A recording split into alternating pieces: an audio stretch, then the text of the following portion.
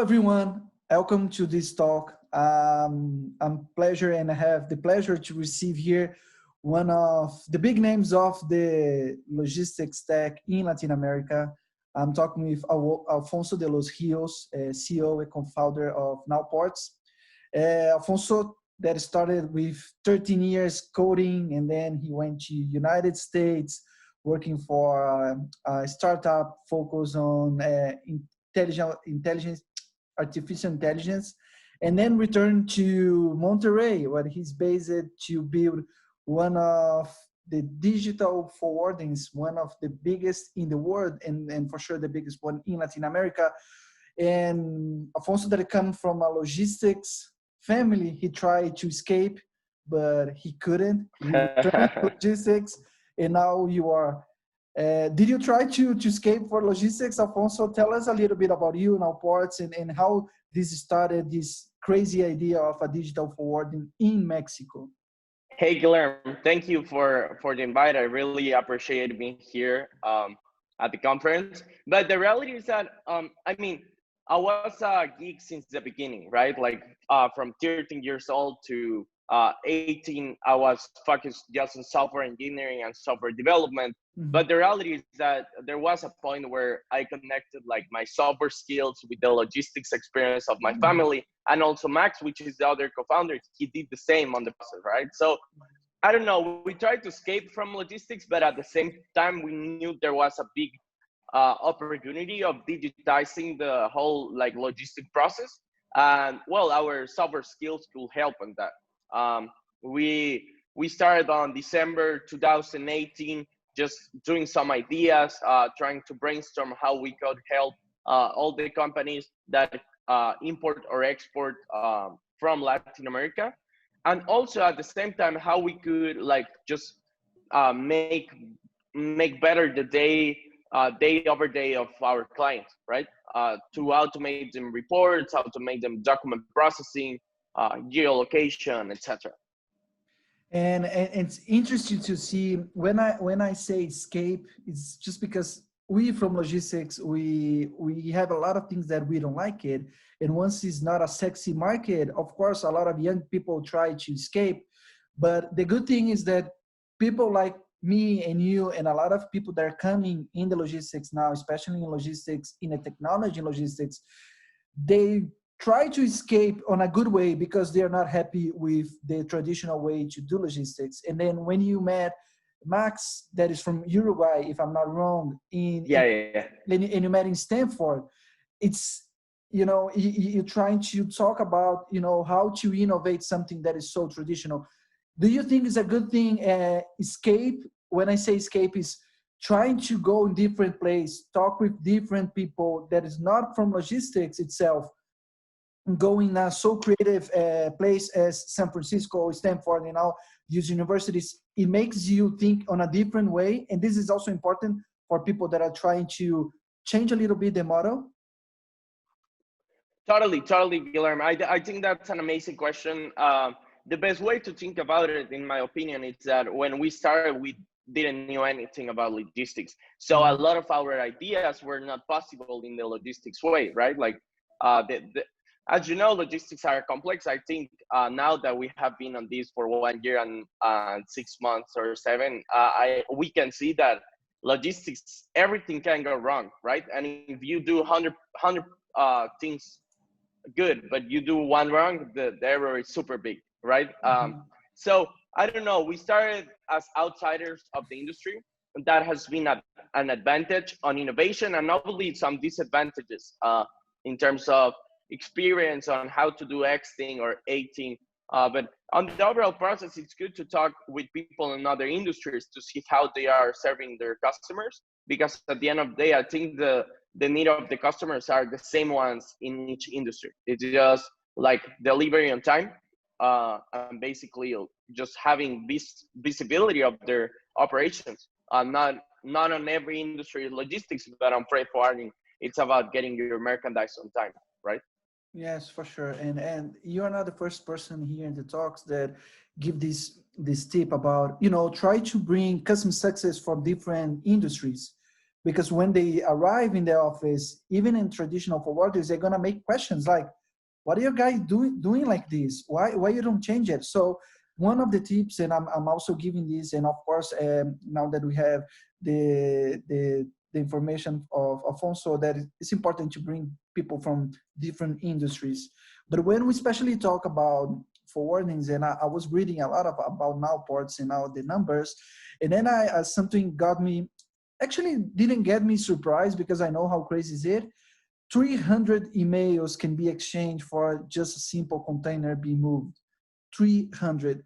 What is this passion about emails that you see in logistics? Why? Because when I go in some stage or some talk, and then I say, we should change emails for something, and I don't see good faces, you know?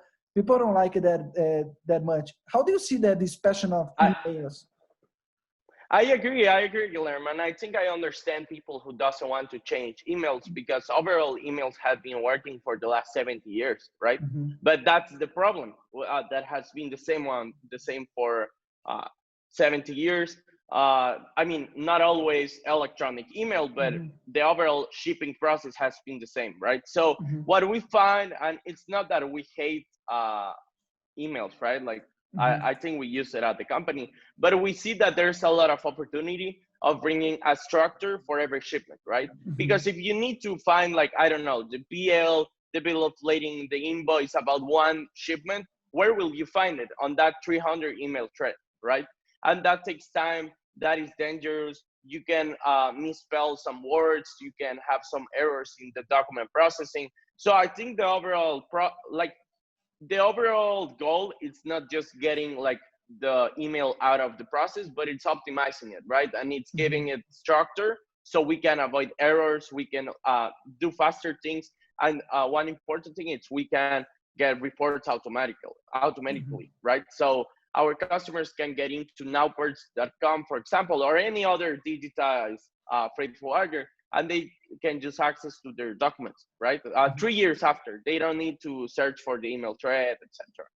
Mm-hmm. No, that's for sure. Because I think people make the wrong questions, right? It's not about the email, because one of the biggest problems is they say that it's difficult to find information. So they use the subject of the email as tracking, and that's crazy, because you can change that for other things that also gonna make easy to find information and find not only the email. But of course, we are in Latin America, me and you, I'm Brazilian, you're a Mexican. We love to drink beers, be with friends. We like to hug. Everyone that is watching us from different continents, you know how we Latin Americans we are. And then it comes in my question about when now ports have this technology relationship with its customers. Did you find like this block in the beginning, because we Latin America, we like to, you know, be together, drink some Rios together after lunch? Now you are just giving them a platform. You see this block in the beginning, or was very well accepted when they see the benefits? No, totally. I think you're right.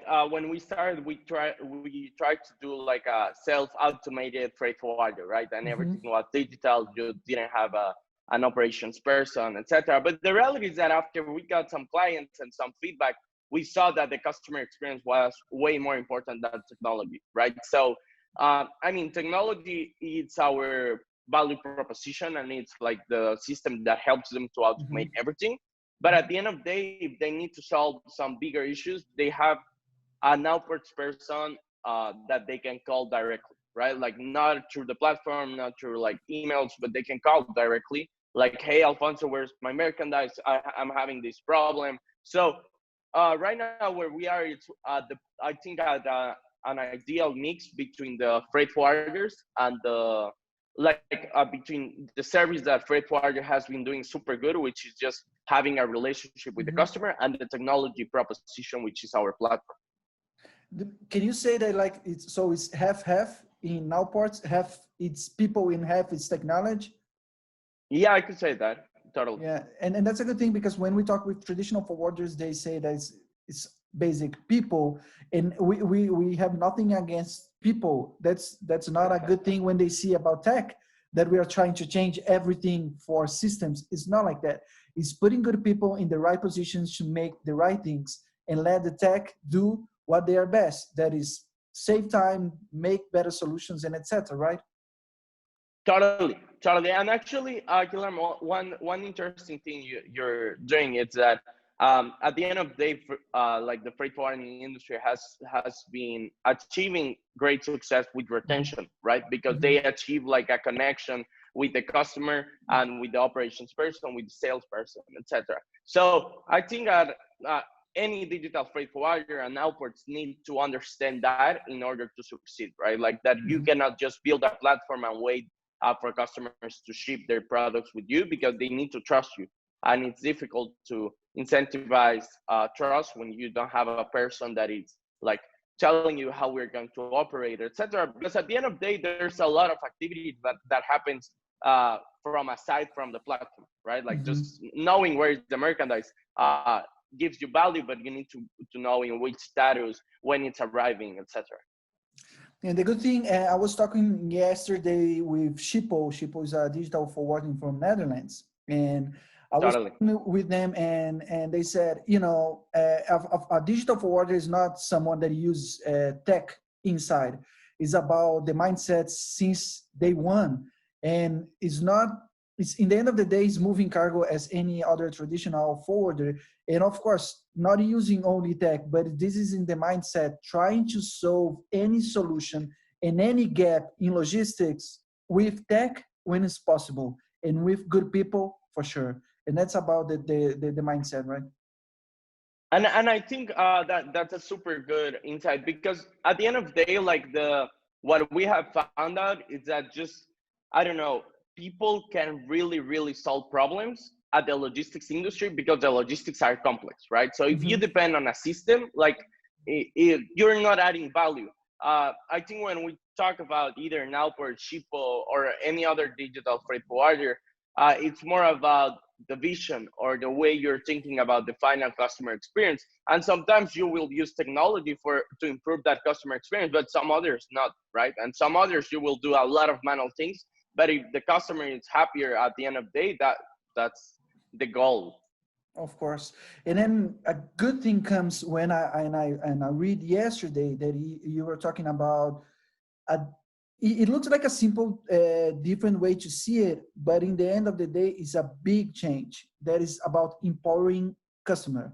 And during the COVID and now the situation, the challenge situation we are doing, I see a nice post of Nowports that is not trying to make advantage of each client, but it's the opposite, trying to, you know, giving power to the customer through data, through clear information. So make the client and the customer stronger, and not trying to see ways to get more and more benefit from the customer, because this is what make the relationship longer. Is that right? Is this the philosophy? Totally. There's this is kind of a quick story, but there's a book we like here at Newports that it's called The Infinite Game, right, from Okay. Simon Sinek, and it talks a lot about the long-term vision that you have for the company or for anything basically that you're doing. And when COVID impacted us, as you know, and a lot of people say it, it's like getting a torpedo into the company if we were a ship, right? Like you see a lot of customers that are bankrupt, they cannot pay their fees, and you see some others that are importing 10x, right? And like the medical industry, the PPEs, etc. So when we saw and we were discussing like, hey, what should be our business strategy, we said like, okay, let's try to help them in order to retain them, and like in 3 years be laughing about this with our customers that we both achieved to get into this crisis, right, or during this pandemic. So we decided, for example, to take different actions. With the PPEs importers, we decided to don't get a fee. We were not getting a profit. We were just trying to help them. For SMEs, we were extending our credit dates so they could pay once it was easier for them without putting our company at a bigger risk. But right, but we started getting like different actions that showed our value, and neither of those like included I don't know, technology, right? Mhm. It was just more about the human sense that we were feeling that our customers for the first time really needed our help in terms of like doing an extra mile, right? Like I think every customer needed an extra mile or 100 extra miles this time. And I don't know, I think we took the right path, maybe not on the business way, but on the human way of like helping our customers, right? Yes, but in the end, this will also come in good way for business. That's for sure. I'm in logistics for a quite a long time, and when I see something like it was a rule to make as much profit you can, just trying to get in much money from your client for all the supply chain. And now we see some players and now ports thinking on the long term, as you said, and this of course will generate benefits not only for you, but it start with a small idea that can like a seed that goes in other entrepreneurs that of course are watching us here, and maybe they can see some way to help the community, especially in a problem that we are facing now. I like the way of using tech. I was reading that 54 million containers are imported and exported to Latin America each year, and half of them are delayed or have some problems on the way to come. It's almost impossible that we put all that on human beings, because we fail sometimes about correct documents. Sometimes we are tired, and if you have 54 millions and half of them are delayed, we just can solve that with tech, right? Yeah, no, totally. When we first saw those numbers, we were like, "Whoa, this is crazy." And I mean, at the same point, we know that maybe not all of them are because of human error, right? Like Hmm, sometimes hmm. it get delays because traffic jam, it gets lost because I don't know, Because port the management, rain, etc. yeah. Yeah, a lot of things can happen, but at the end of the day, there's a big opportunity in just getting human things right. Uh, so we have been trying to like, okay, where are the biggest errors that we can do as freight forwarders, right? It can be document processing. This is the most important one, right? But Mhm. also a lot of others, because sometimes you're having like 100 shipments at a time and you don't know when one is arriving, right? Like you don't know if it's arriving to the port. You don't know if you're getting into delays. I don't know, into, so you can get into a lot of problems that we call them management, right? Mhm. That includes all of those things like delays, document, customs, for example, because you need in Latin America you need to submit the documents Mhm. days before the merchandise is arriving.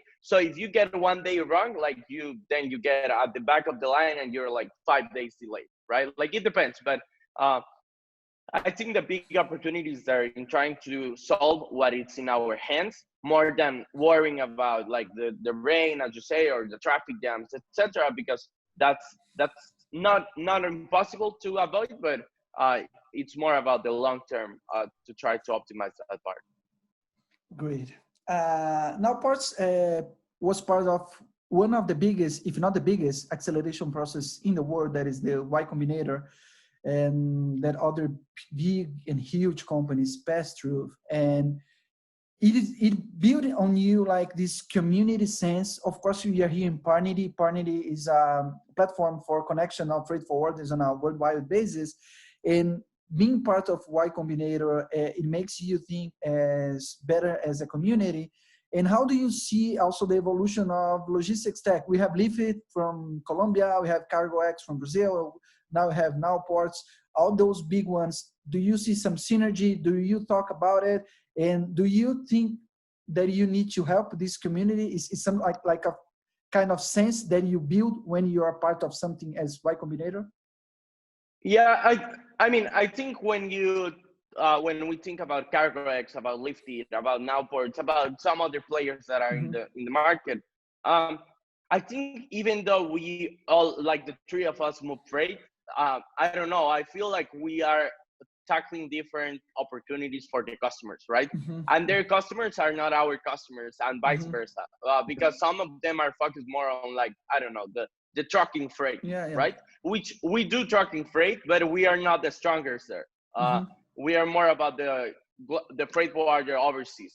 So I don't know. I think when we see those opportunities and those differences between like these Hmm. kind of companies, there can be a lot of synergies. We have worked not with Lifted, but with some competitors of Lifted here in Hmm. Mexico in Hmm. order to digitize the full logistic process for some companies, right? Hmm. And I'm sure they are doing the same, and CargoX could be doing the same because the market is so big. We're talking about a $1 trillion market. Hmm. Um, that it's super difficult to handle it by yourself, right? So I think that's why conferences like these ones are super good in order to build relationship. Because if you want to do it in logistics all by yourself, I mean, you could do it, but it will take time. The biggest player right now in the market has around 5%, right?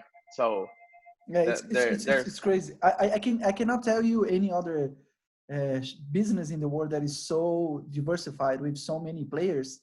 And but before was this feeling about I'm going by my own and I don't care. And now I feel this community sense coming more about let's talk even with our competitors. Let's talk about it. Let's try to change things together. And this is something that is coming with the new generation too, right? I agree. I agree. At 100%. I think the future of the logistics and most specifically the freight forwarder, because logistics are so big, right? But Hmm. when we talk about freight forwarders, I think the key to succeed and we trust it is having good partners around the world that trust you, that trust that you will be like super loyal to them, respectful, etc. Good. About the plans of Nowports. Nowports started in Mexico and then start to spread its wings again, in Latin America. How is the expansion of Nowports from other countries, and what are the challenge? Because people can think that Latin America is all the same, but it's not. Each country has its own cultures and etc. Is it a challenge, and how is these plans? Totally, totally. So I think it's a challenge.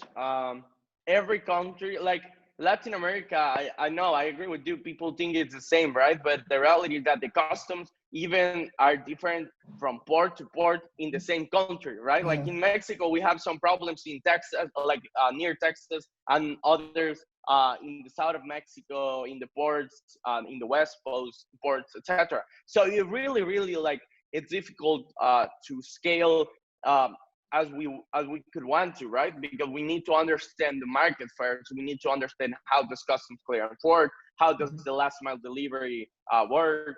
So like we before entering into a new market, we are understanding like how it works, right? So for example, we have people right now in Peru, which is mhm, not an official office that we have, mhm. but now we have been delivering freight there for a while now, for around 4 months, and I think we are mastering how it works. But it's super different than compared to Colombia, where we have an office, right? So I don't know. I think in the near future we are getting into Peru and Brazil. We all both have offices there already Mhm. and people there. But the Mhm. thing it's about the COVID impact. I think it Mhm. takes us back to focus, right? Focus Yeah. on the actual market in order to achieve business growth, but also customer satisfaction.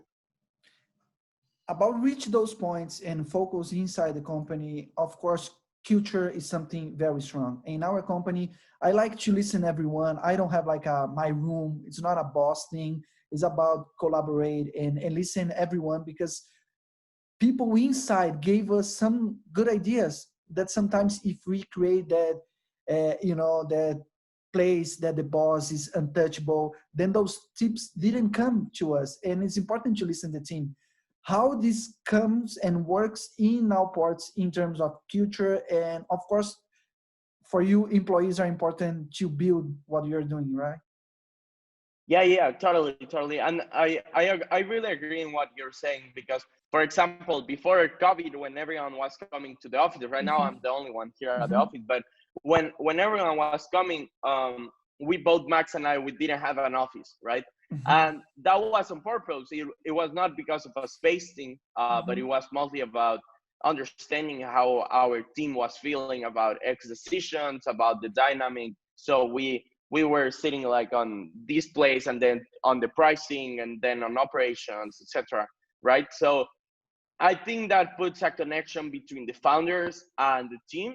in order to communicate the vision, right? Because if you put it just in the wall, but you don't translate it to actions and to day-to-day routine, I think you're on a big long-term vision problem. And just adding to that, I think our culture, without losing humanity, also it's about happiness. It's also about productivity, right, and performance. I think when you're talking about a growth startup, it could be any startup, not only in the logistics. You need to understand that performance comes at the same level as happiness or party or etc. In a startup, and trying to find the right equilibrium between those both. I think it's a good strategy that we have Yeah, been trying to do. Mostly during pandemic, that things got serious, right? Like yeah. it really got serious. Yeah, I always had the same discussion with some of the people that come here. Is about not only to create this synergy and environment is good not only for the company but also to bring new young people, a new generation that, as we start in the conversation, will not escape from logistics because they like what gonna see. They gonna think that is a nice thing working out ports and working Parnity, and maybe they're not gonna look that in a so traditional company because, of course, if you have 18 years old, even if you're good on something, you don't wanna work in so traditional way. This is because the times are changing and we need to follow. Otherwise, we're gonna lose the new generations coming in our offices, right? Yes. No, totally. I really agree with you. I think when you try to do everything different, and you don't need to like be a startup to do it differently. I think Yes. you only want to do like logistics better, right? And if that's the end goal, you see that you need to have on the team everyone in the same channel of customer satisfaction, right? Like you need to understand that they want to get things done. Um, that they are like the operations person, the people on our operations team, they're super good persons, and we translate that to the customers, and if they are happy, the customer feels that, and if we care about their freight, the customers will feel it, and that will affect directly our retention. In our last question, imagine that I have 25 years freight forwarding. It's working well. We do have money, but we are very traditional. And then I hire you, Alfonso de los Rios, to be the manager of changing the ideas. Which would be like the first step or first thing that you're gonna do in a traditional? Because what I don't like to see that the forwarders, they're gonna see, I need to change a lot of things. I need to invest a lot of money. It's not like that. You can go step by step. And if you were the manager, what are you gonna ask first? Data, see, talk with people, trying to change what in a so traditional form. Totally. First of all, I love your question. This is a business interview, okay? You need to convince me. Otherwise, I'm not gonna hire you for my traditional forward. Totally. No. I think, look, I really don't trust on the overnight changes, right? Mm-hmm. Like I don't trust that if you do like X millions dollars investments on a company, it will change from one day to another. I Mm-hmm. think it's just about start changing the mindset, and how we do that by understanding our actual customer satisfaction, right? So Mm-hmm. if I was arriving to a 25 years old freight forwarder, I will sit with every single customer that we have at the company, if not most of them, and understand what is the biggest thing that they hate about us, right? And start a board, right? Like a to-do board. Like they hate that we get 3 hours to get back with them with a quote. Mm-hmm. Okay, we try to optimize and then track the time we are delaying on showing Mm-hmm. this. I don't know. We hate that you never answer the emails. Okay, we will implement a small software to track like email responses and just like I don't know, if I'm out of the office, someone else will answer to have you happy, right? So Mm-hmm. all those to-do lists and customer opportunities, I think where it's like that's the growth and that's the innovation. It's not just arriving to the company and saying let's build a platform, right? Mm-hmm. It's more about first let's just make the customers happy, make sure they are like I don't know, happy moving freight with us, and then we Mm-hmm. can think about augmenting that, right? Like, and augmenting means bringing a platform, bringing new solutions. But first of all, we need to achieve with the basic things, which is what they are expecting right now from us, and we are not delivering. Yes, because what I see is very common. They sit in an office and they say, let's create a platform. And they invest money. And then when it goes to the client or like an app, and then the client say, I don't like it. I don't need it. Because they don't try to see the data and numbers before make some action. So you are hired. I will hire you for my traditional forwarding because I agree with you. It's not a changing to one day to another. It's about building something based on numbers, right?